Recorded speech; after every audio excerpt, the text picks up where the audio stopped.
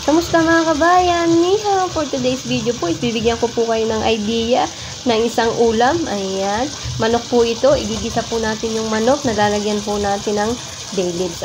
Tara, samahan niyo po ako. Ayan, kailangan po natin ng manok. Kahit anong part po ng manok is pwede po. Ayan, ito po is hita pero inalsa na po siya ng buto. At kailangan din po natin ng bay leaves. Ayan, ito po ang magbibigay lasa at sarap sa ating lulutuin na manok. Ayan. Kailangan din po natin ng luya. Ayan, yan po ang magpapatanggal ng lansa sa ating manok. Kailangan po natin ng isang sili. Ayan. Pampadagdag sipa po sa ating manok. At yan, kailangan po natin ng rice wine. Kailangan din po natin ng toyo. Ayan, hindi na po tayo maglalagay ng asin. Toyo na lang po ay goods na. Ayan, dito naman po is meron po tayong kawali. Papainitin lang po natin. Ayan, kapag po mainit ng ating kawali, lagyan po natin ang ating langis, mantika, konti lang po.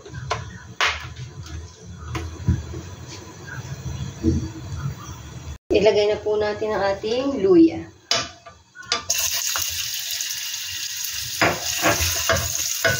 Gisa-gisa lang po natin.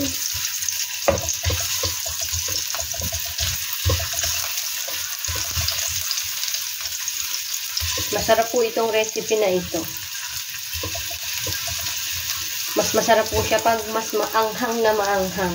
Pwede din po itong gawin sa pusit. Ayan, meron na din po ako dyan sa video. Hanapin niyo po. Pwede din po siya sa pusit. Yung gantong luto na po.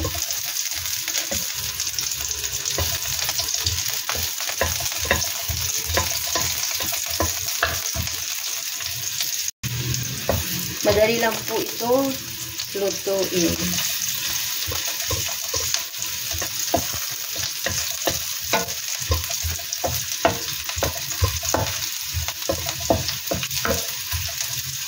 Yung iba po is olive oil ang ginagamit na mantika sa pagigisa dito. Pero pag po yun ang ginamit, merong kaunting umay para sa akin. Kaya itong langis na po itong aking ginagamit. Ayan, pag po ganyan na, pwede na po natin ilagay ang ating manok.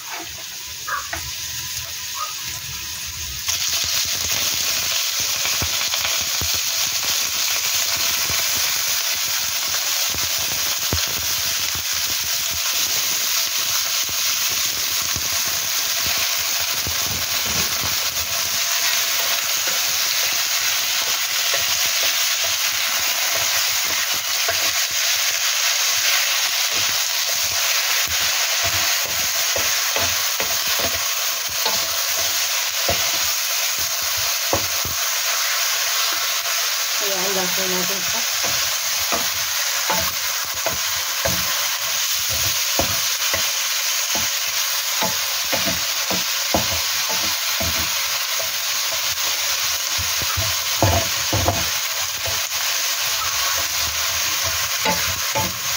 Wala po tayo dyan ibang ilalagay. Hindi yun lang rice wine at saka toyo.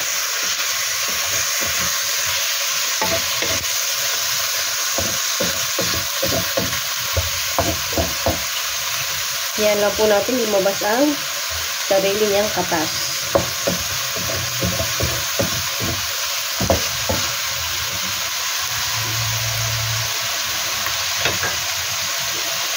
At yan, pagpungan nyo.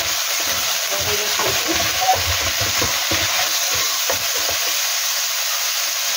Ilagay na po natin ang ating toyo. Hinain lang po natin ang ating apoy.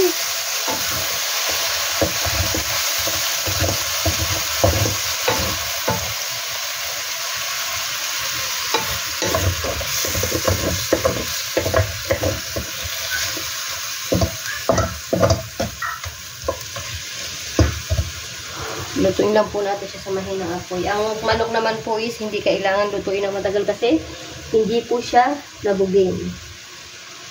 Yan, at pag kumukulo na po is pwede na po natin ilagay ang ating rice wine.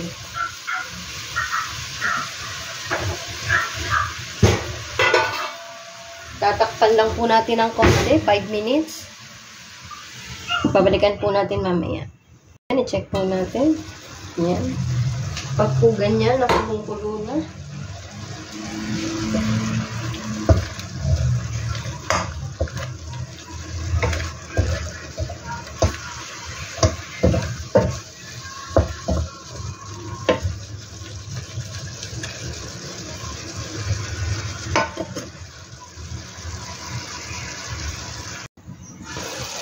Ayan, pag po ganyan na, pwede na po natin ilagay yung ating basil leaves.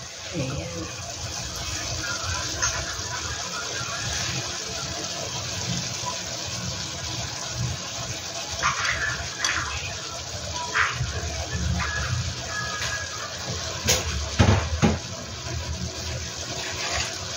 Ilagay na din po natin yung kalahati ng isang para hindi masyadong maanghang.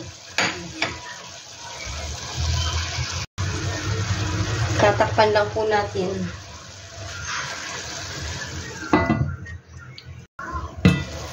Yan po. Ang bango-bango po ng ating niluluto. Yan, ito po is okay na. Luto na po ito. Ayan po, meron na po tayong masarap na ulam ngayong hapunan. Ayan, subukan nyo po magluto din ng ganito. Mabilis at saka simpleng-simple lang po pero masarap. Ayan, thank you po Lord sa lahat ng blessing. Salamat po sa laging panonood ng aking mga video. God bless po. Thank you Lord. Salamat!